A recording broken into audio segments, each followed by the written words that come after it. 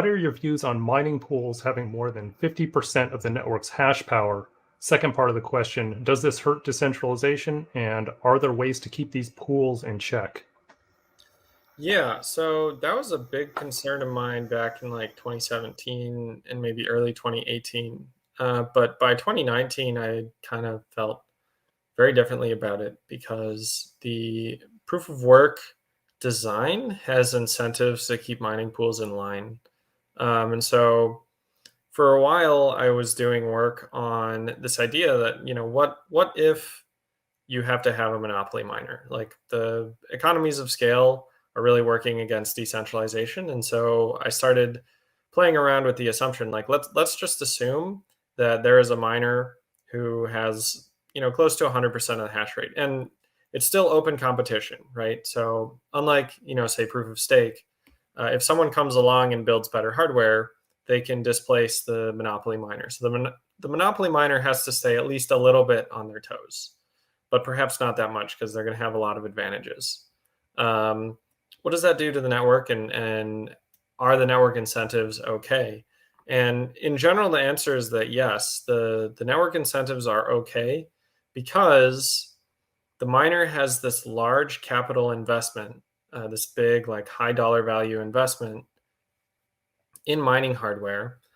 And the value of that hardware goes to zero if anything bad happens to the network. And so if you start censoring the network or double spending, the users are going to be very sensitive to that.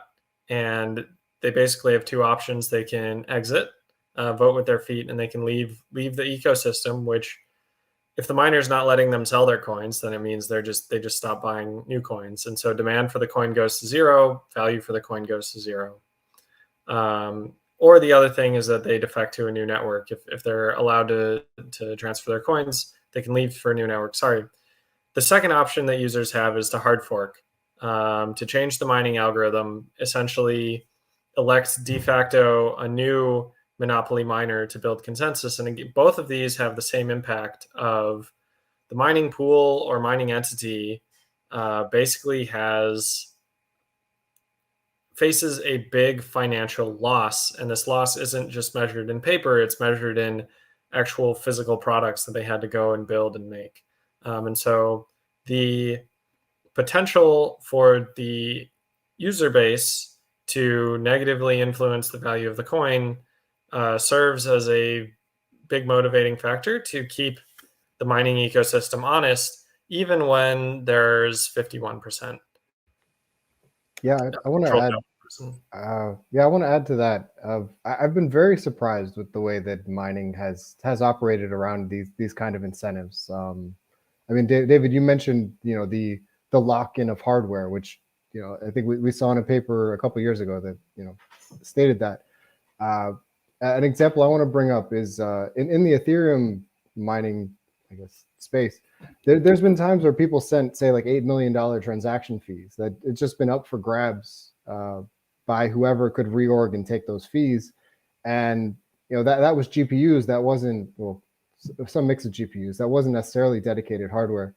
And we still saw no one go back and reorg the chain to take those fees. Like there seems to be some